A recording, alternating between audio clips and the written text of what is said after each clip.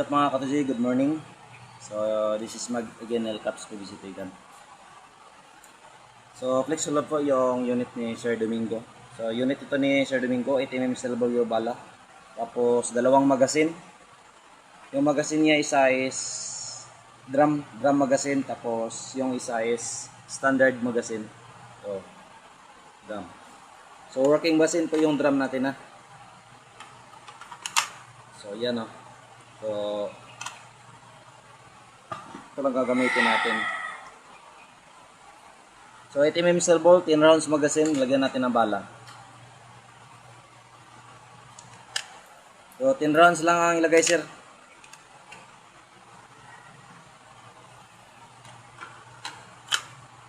Tapos ito yung plus light mo sir. Yan. Tapos ito yung laser. So yung laser niya is talagang malakas talaga. Yan o. Kahit araw, kita yan. Then may mga laruan siyang kasama sir. Itong laser at saka plus light ko. Ano siya? Laruan lang po. So t-spire natin siya with bala. So ang paggamit nito sir, dapat nakayuko yung unit. Then hilain mo. Pwede mo na huwag-hawakan. Dapat ganyan lang. Yan. Pwede mo na hindi hawakan. Kasi medyo matigas dito. Then pagbalik, yung sakto lang sa pagtulak. Then, t-spare tayo first. First shot. Tinatry ko na zero kanina. Try natin kung hindi ba nagalaw.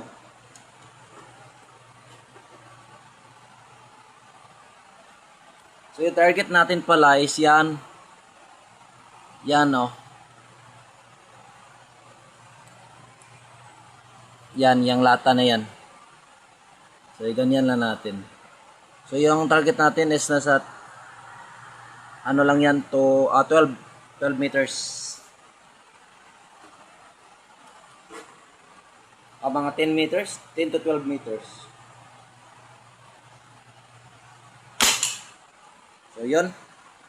Tamaan pero daplis lang.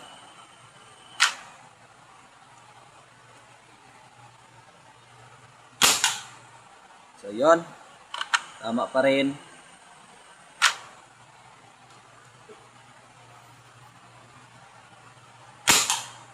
Tama pa rin.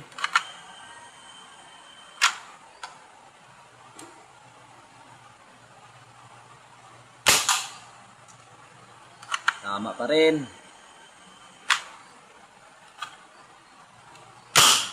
So ano siyang bala no?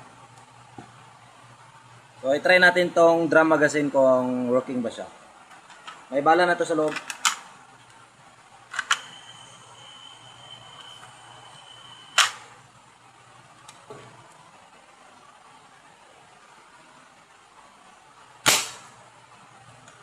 Hindi na tamaan. Medyo siya matigas konti.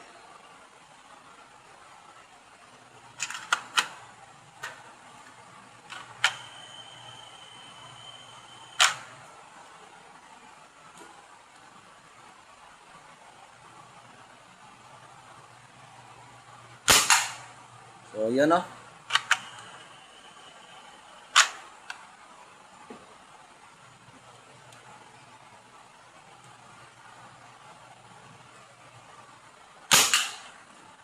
So yun po, Sir Domingo sir. So okay po yung unit mo, na-zero na natin. So dito lang ilagay yung scoop sa ikalawang kanal sir.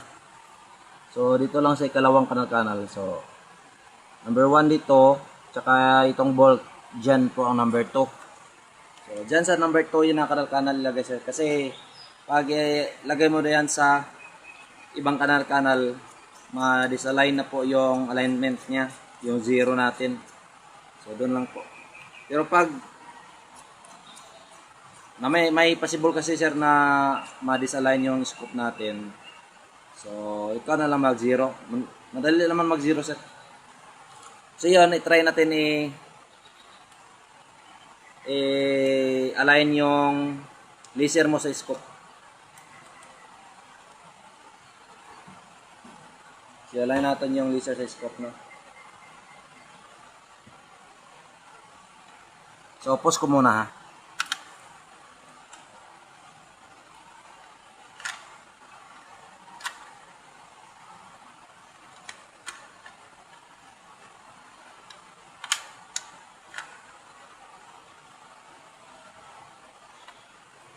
So, yan mga ka-TJ.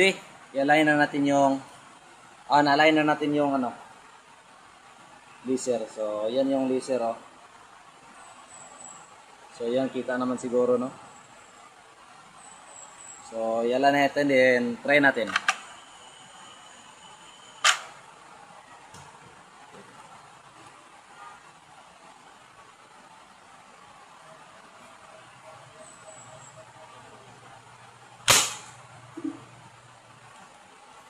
So, medyo siya, tabingi konti.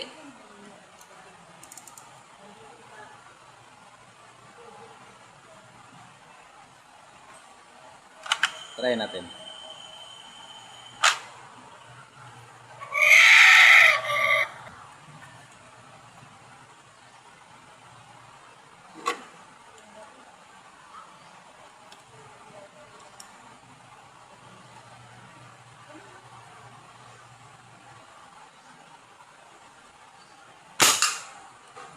So, yun, align na po siya.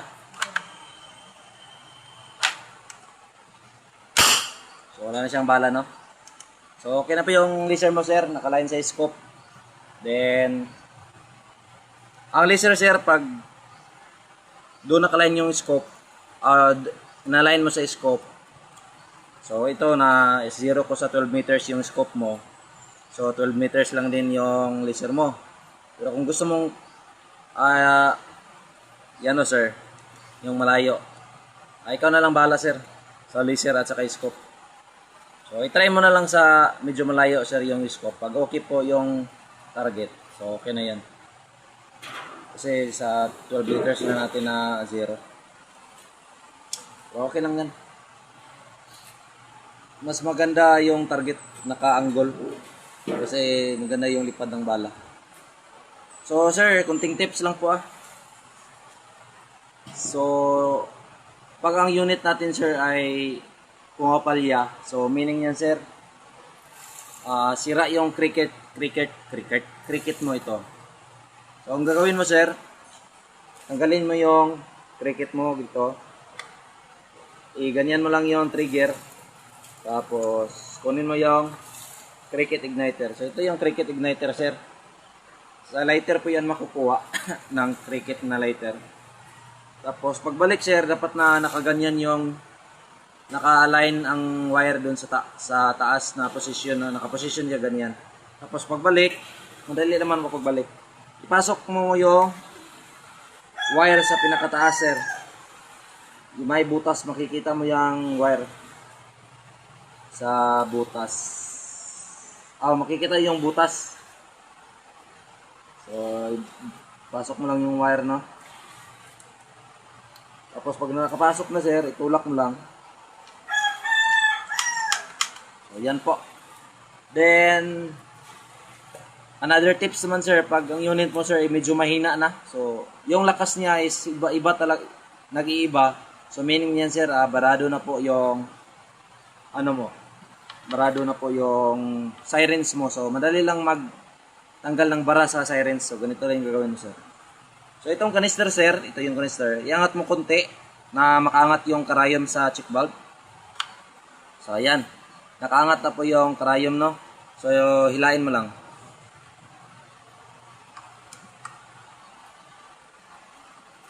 Nasobraan. So, yun. So, malambot lang hilain pag nakaangat. So, ganito wala nang remedyo ng baradong sirens, ganyan, no. Yung dulo ng sirens, pasok mo dito sa dulo ng canister natin sa butas. Tapos ganyan-ganyan lang. Then okay na po yan. Then kung mag-refill ka ng canister, sir, ito yung gagawin mo, ito yung tank. So kung may mga basyo ka dyan ng perfume, ito yung kunin mo yung sa loob. Ganito siya, yung kunin mo sa loob. Tapos ganyan mo lang. So makikita mo yung ano sir, kasi medyo ano siya, black siya ng kulay, pero makikita mo naman yung ano, yung laman ng loob. Yan o, kasi may mga medyo butas-butas. So yan lang po sir, then yun nga sir pag hindi na pumuputok yung unit, tapos palya-palyado, meaning yan is siren out, igniter. Pero kung mahina lang yung unit mo, meaning yan, sirens. So, pwede ka na magpalit ng sirens if hindi talaga bumubuga ng butin like this. So, dapat ganyan yung buga ng butin niya. Then, kung wala na talaga, so, replace sirens ka na lang. Pero kung bumubuga siya pero mahina, barado lang po yan. So, yun lang po yung gagawin mo. Then, pagbalik naman sir, ipasok mo muna yung karayom sa check valve natin. At saka itulak mo lang. Tapos mabilisang tulak pababa. So yun, para mag-lock yung sirens natin sa ating housing ng ating sirens. So yun sir. So kabigatan ng unit mo nasa mga 2 kilos plus or mga 3 kilos na ito. Medyo mabigat na talaga sir. Yan ito sir, pwede ito matanggal.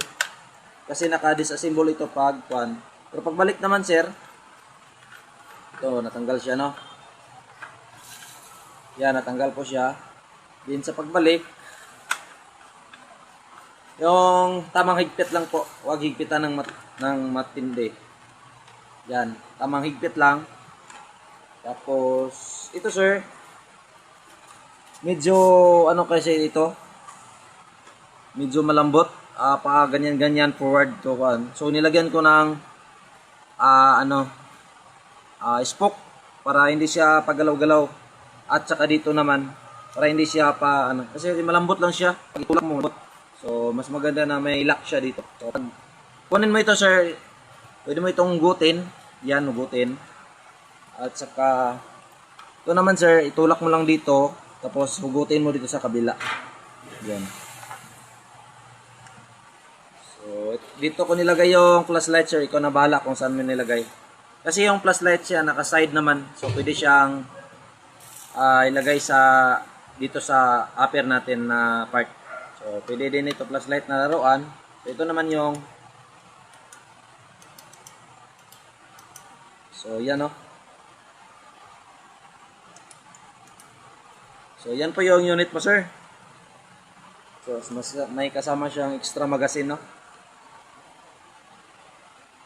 Tapos, sa nagtatanong dyan kung magkano itong unit. So, full sit up, kasama na yung extra magazine, scope, dalawang laser at saka flashlight.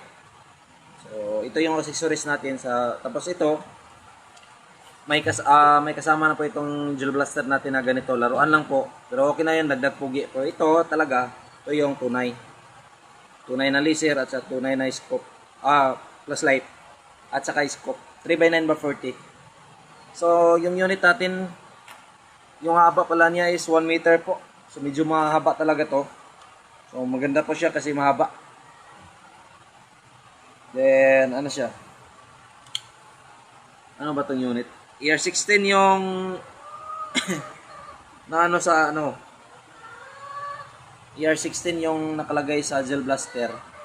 So, hindi ko alam kung ER16 ba talaga to. Kasi sinesearch ko sa Google ang ER16 yung classic design. Yung una pang design talaga. Ito, year 16 yung nakalagay. So, year 16 na lang yating ipangalan. So, yung price pala nito, full sit up, kasama laser, at flashlight, extra mags with scope, tubutin canister, 3 sirens, at free shipping. So, 8,800. Kasi yung unit talaga at scope lang. So, 7,000 plus 1,500 na ito 1,500 yung price ng dalawa. At saka, extra mags 300. So, 8,800. So, kung unit lang naman at saka scope, 7 lang po. So, yan lang po. Salamat mga ka-PG. So, Sir Domingo, sir, i-release na natin itong unit mo. Okay na po siya. Wala na siyang problema. Tapos, may konti pala akong tip, sir. Ayan na. next video na lang. So, yun sir, salamat po.